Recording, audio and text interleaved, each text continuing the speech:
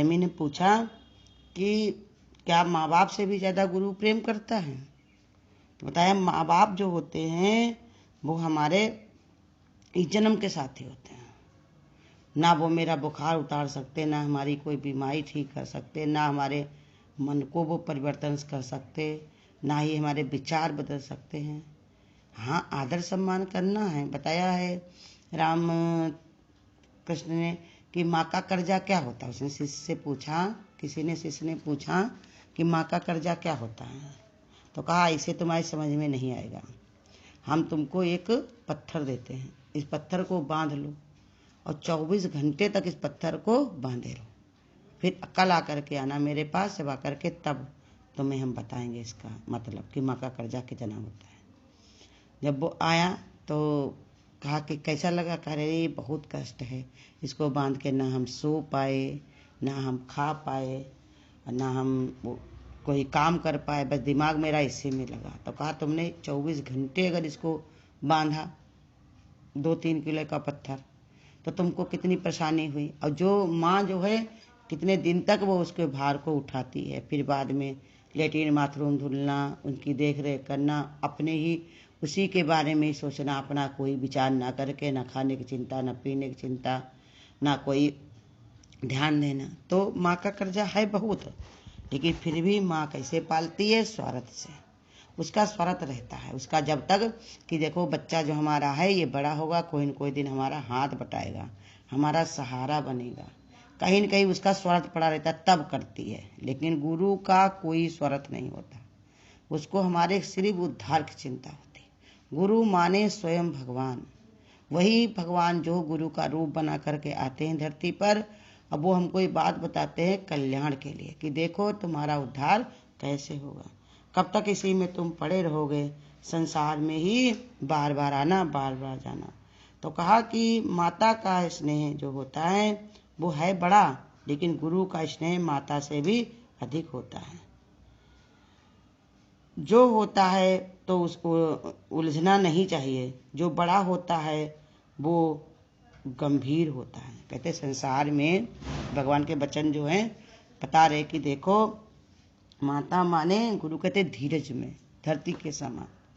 माता तो बन जाते हो, गुरु वचन चलता है कि तुम माता तो बन जाते हो, लेकिन माँ बनना तुमको नहीं आता। जैसे गर्भ में बेटा रहता है तो 1000 तकलीफें उठाती है माँ, लेकिन किसी से कहती नहीं, आनंदित रहती है मन में कि हमारी संतान होगी, हम उसको देखेंगे, इसे खिलाएंगे, उसका पालन पोषण करेंगे। ऐसे ये बताया कि जब वो धरती पर भी आ जाए फिर भी वो तुमको कष्ट अगर कोई देता है तब भी उसको विचार करना चाहिए कि देखो जो देवताओं को जो हासिल नहीं है माँ की पदवी, वो इसने हमको दी है, हमको वही माँ का प्रेम दिया है। ऐसे ही माता, लेकिन नहीं, स्वार्थ के कारण वो इतना नहीं कर पाती, इसी के लिए उसका बच्चे का भी जुड़ाव नहीं था। लेकिन गुरु हमारा जो होता है वो स्वार्थ को छोड़कर सिर्फ हमसे निष्कामता से प्रेम करता है कि कैसे भी हमारा कल्याण हो। बहुत दिन से हम इसी में बिछड़े थे, इसी में चल रहे थे, आते हैं बार बार यही संसार में माया जाल में आकर के फंस जाते हैं। तभी गुरु का जो है प्रेम जो है माता से ज़्यादा होता है, क्योंकि संसार की जो माता होती वो इसी जीवन की कलाएं सिखाएंगी, कैसे जीना है, कैसे तुम्हें चतुराई करनी, क्या तुमको हासिल करना है, किसके लिए तुम आए हो, पढ़ लिख के कैसे तुम्हें नौकरी चाकरी करनी है, क्या तुम्हें कमाना है। लेकिन गुरु हमको बताता है कि जो 84 लाख योनियों से तुम पड़े हुए हो तो उसी को काट दो अपने ही बंधन से। गुरु, गुरु माने गु माने गुफा, रू माने रोग। जो गुफाओं में हम भटक रहे थे अंधेरे में, कितनी योनियां हमारी ऐसे ही चली गई, इसी में फंस फंस के, इसी में ही रो रो करके। अब आज गुरु हमको रूबरू कराता है कि अपनी पहचान करो, तुमको क्या चाहिए। हाँ, ये संसार चाहिए या भगवान चाहिए। जैसे अर्जुन से देखो भगवान ने सामने 2 चीजें रख दी थी, भगवान ने उनके, एक तरफ अपनी सेना रख दी और एक तरफ जो ने कहा, भगवान ने कहा निहत्ते हम खड़े हैं, तुम चाहो तो हमारी सेना ले लो और तुम चाहो तो हमको ले चलो। न दुर्योधन के सामने रखा, दुर्योधन की मति मंद थी, उसने तुरंत ही दुर्मति के कारण तुरंत ही सेना का विचार किया। लेकिन अर्जुन ने कहा भगवान ऐसे ही हम लोगों को भी सामने गुरु बताते कि 2 चीजें सामने खड़ी, या तो संसार ले लो या तो भगवान ले लो। जिसको संसार पसंद होता है तो उसकी तो भगवान ने कहा कि तो दुर्दशा होनी होनी है। अब जिसको संसार की बात नहीं समझ में आती है, अपने परमात्मा की ही बात समझ में आती है, तो गुरु कहते हैं उसका तो उद्धार होने होना। अगर तुम गुरु के वचन पे चलते रहे तो उद्धार हमारा निश्चित है, कोई रोक नहीं सकता है। लेकिन अगर हमने गुरु का एक वचन भी नहीं माना, जीवन में नहीं लगाया, तो गुरु कहते गलत हम बैठे रहे कि हमारा ऐसे उद्धार हो जाएगा, तो बहुत मुश्किल है। क्योंकि बिना पढ़े ही किसी को भगवान ने कहा सर्टिफिकेट नहीं मिलता, बिना मेहनत के किसी को कुछ भी हासिल नहीं होता। चाहे जितना बड़ा कोई ज्ञानी मिल जाए, लेकिन गुरु कहते हैं अगर तुमने अपनी मूर्खता का त्याग नहीं किया, ये संसार के बंधन में उलझे रहे, तो तुमको निकालने वाला कोई पैदा नहीं हुआ है। इसने गुरु का बहुत ज़्यादा है, भगवान से भी ज़्यादा गुरु का स्नेह बताया। भगवान ने तो हमको जन्म दे करके 5 विकारों में हमको छोड़ दिया, तरह तरह के हमको भगवान ने कहा भौतिक संसार में ला कर रख दिया कि यहाँ पर हमको कोई समझाने वाला, कोई बताने वाला ना मिले, और सब उलझाने वाले मिलते। जितने आएंगे सब तुमको उलझाते ही रहेंगे। बस एक गुरु ऐसा होता, वो तुमको सुलझने की गति बताता, कैसे छोड़ने की गति। मधुमक्खी जो होती है, ज़्यादा मीठा खाने के लिए वो देखो क्या करती, भरी कढ़ैया में बैठती जा करके। अगर चाहे तो वो किनारे से खा करके निकल जाए, लेकिन नहीं करती है। वो क्या करती है, उसी में जा करके कढ़ैया में बैठती, जिसके कारण उसके पंख उसी में सन जाते। अब वो निकलना भी चाहे, इधर भागती उधर भागती उधर भागती, लेकिन निकल नहीं पाती, क्योंकि उसके पंख तो उसी में चाशनी में ही डूबे हुए हैं। ऐसे ही ये मोह ममता की जंजीर। माता पिता हैं, हमको सेवा करनी है, उनकी देख रेख करनी है, लेकिन कर्म से कोई वास्ता नहीं है हमारा किसी से। वो कैसे, उनका कैसा कर्म है, उन्होंने क्या किया था पहले, उसके कारण आज क्या मिला है। आज गुरु कहते अगर ज्ञान हो जाए तो हर एक कर्म से छूट जाए। जैसे एक जो था, वो हमेशा गुरु के शरण में जाया करता था, गुरु को समझाते समझ में नहीं आता था, फिर वही मोह ममता की बात, संसार की बात किया करता था। एक बार गुरु ने कहा ठीक है, तो कल आना, कल तुमको जो है फिर से हम समझाएंगे। जैसे ही वो आया शिष्य उनके सामने, वैसे गुरु ने जाकर के एक पेड़ को पकड़ लिया, कहा हमें इससे छुड़ा दो, हमें इससे छुड़ा दो। गुरु ने कहा कि जो है, गुरु ने पेड़ को पकड़ लिया, कहा हमको इसे छुड़ा दो। शिष्य कहने लगा अरे पेड़ को छुड़ा दें कि तुम्हें छोड़ना है, आप गुरु जी पेड़ को छोड़ दो।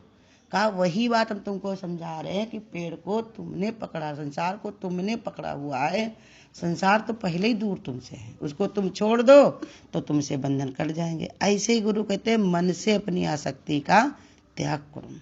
आसक्ति हमारे दुख का कारण है। कोई न माता, न पिता, न बहन, न भाई, न रुपया, न पैसा, कोई दुख का कारण, लेकिन जो हमने उनमें आसक्ति रखी हुई है वही हमारे दुख का कारण है। आसक्ति हटा दो तो गुरु कहते कोई भी दुख का कारण नहीं। तो इसलिए कहा, गुरु बताते हैं कि तुम स्नेह में पड़े रहते हो, किसी का अपमान नहीं करना है, लेकिन सच्चा स्नेह गुरु का ही है, वही हमारे उद्धार के बारे में भगवान ने कहा वो सोचता है, और कोई सोचने वाला नहीं। सब अपने ही ऐसे संसार में ऐसे मदलसा जैसी कोई ही माँ होती है जो अपने बच्चे का कल्याण के लिए उसको पैदा होते ही संसार की शिक्षा न दे करके भगवत शिक्षा देती है कि ये संसार क्या है, ये सपनों का बना हुआ है। यहाँ पर लोग यहाँ पर आकर के मोह ममता करते, इसमें फंसते हैं, अब बाद में बहुत रोते हैं, लेकिन इसमें से निकलना ही सच्चा धर्म है। तो वही समझा रहे भगवान कि अपने अंदर गलत विचारों को स्थान ना दो। ये संसार में जो विचार भरे हुए हैं वो तुमको गलत माने क्या, लौटने वाले हैं, बार बार तुमको संसार में लाने वाले, इसलिए गलत हैं। इनका रास्ता सीधा नहीं बल्कि उल्टा है। भूत प्रेत जो होते हैं तो उनका क्या होता है, भूत प्रेत जो होते हैं तो कैसे कहें, उनके उल्टे पैर होते हैं। ऐसे ही हम लोगों को भी बताया, तुम ही सब लोग भूत प्रेत हो जो अपने कल्याण के बारे में ना सोच करके गलत विचारों को स्थान देते हो। संसार की पद्धति, यहाँ के नियम संयम तौर तरीके हम ऐसा ना करें तो लोग क्या कहेंगे।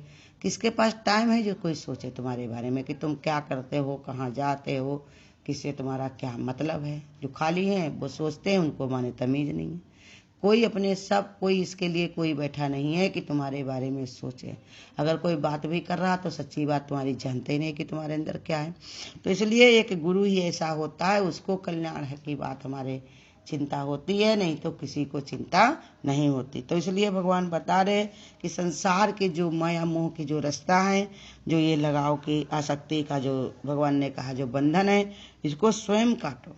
गुरु का स्नेह जो है, देखो कि कितने जन्म के बाद हमको ऐसा मौका हासिल हुआ, ऐसे निष्कामी गुरु हमको मिले। अगर कोई गुरु होते तो वो कहते हैं कि हमको ये चीज़ रुपया चाहिए, पैसा चाहिए, हमको ये दो, हमको वो दो, और ये हमारा ऐसे मान करो, हमारे उनको बुलाओ, ये करो वो करो, तो कितनी परेशानी होती है। तुम्हारी जात वर्ण देखते कि तुम ऊंचे ही कुल के हो, या पढ़े लिखे हो, या बहुत धनवान हो, तो कुछ भी तो गुरु नहीं देखते। गुरु कहते एक ही विचार रखो कि सब में मैं ही आत्म रूप से विद्यमान हूँ। गुरु हमारा दातार है, जो हमको देता रहता ज्ञान का खजाना।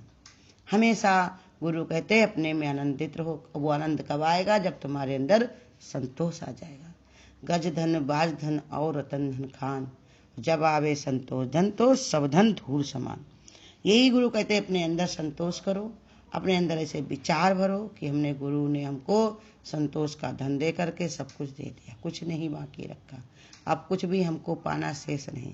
संसार में मनुष्य की योनि पाना दुर्लभ है, वो हमको मिली हुई है। अब इसमें भी दुर्लभ है बुद्धि और विचार का, वो भी भगवान ने हमको दे दिया है। अब भगवान ने कहा उससे दुर्लभ है ऐसे सच्चे गुरु का मिलना, सतगुरु का मिलना, वो हमको मिले हुए हैं। हमको उनके देह के विकार में ना जा करके हमको ये विचार करना है कि गुरु ने हमारे लिए कितना उन्नति का रास्ता खोला है। कराठई पैर समाधि सिख सतगुरु से उस्तादी। गुरु हमको उस्तादों का उस्ताद बनाता है कि हमेशा भगवत भाव में रहो, हमेशा अपना कल्याण के लिए सोचो, और कैसे देखो तुम्हारे मन को शांति मिलती, कैसे तुम्हारी तृप्ति होती है। अगर तुमने ऐसे विचार को नहीं माना, नहीं जाना, तो कभी भी शांति तृप्ति तुमको नहीं होगी। इसलिए गुरु बता रहे कि तुम गुरु के स्नेह को जानो कि वो हमसे कितना प्रीति करते। आज शरीर से गुरु भले को नहीं मिलते, लेकिन फिर भी उनको हमारे कल्याण की ही चिंता है। उनके डांटने में भी प्यार है, उनके प्यार करने में तो प्यार है ही। तो गुरु कहते हैं इसमें भी भलाई है। वो उसको चिंता रहती है कि कोई हमारे बच्चे को कोई कुछ कह ना पाए, कुछ परेशान ना कर पाए। माँ बच्चे को अगर कोई सताएगा तो किसको दर्द होगा? माँ को होगा। इसलिए हम गुरु को क्या कहते हैं? तुम ही हो माता, पिता तुम ही हो बंधु, सखा तुम ही हो। और गुरु कहते हैं संसार की रिश्तेदारी है, ऐसे समझ लो। ना मैंने किसी को जन्म दिया, ना किसी के कोख से जन्म लिया। जन्म लेने का भी बहुत दुख होता है और जन्म देने का भी। हमेशा यही इंसान फंसा रहता है कि हमारा ये धर्म है, मेरा धर्म वही है, लेकिन स्वाधीनता का धर्म कोई नहीं जानता। स्वतंत्रता में ही सब जीव स्वतंत्र, सकल गुणगानी। सब स्वतंत्र होकर के आए हैं, अपने स्वभाव से, अपने भाग से सब चल रहे हैं। कोई किसी को मोड़ नहीं सकता है। सब अपने अपने में ही मस्त हैं। इसलिए भगवान की भक्ति में ही रत रहो, परमात्मा की सृष्टि में भगवान का दीदार करो, उसी में मस्त रहो। ऐसा ज्ञान और कहीं नहीं है। मीठा और सच्चा बोलो। गुरु जैसा हमारे ज्ञान कहीं पर नहीं है कि सच्चा बोलो और मीठा बोलो, सच्चा बोलो। क्योंकि मिठास अगर कोई मीठा खाता है तो पहले उसी का ही जिह्वा मीठी होती है, और देने वाले को भी बहुत आनंद मिलता है। क्योंकि भगवान ने कहा मीठा शब्द ही सुख देने वाला है।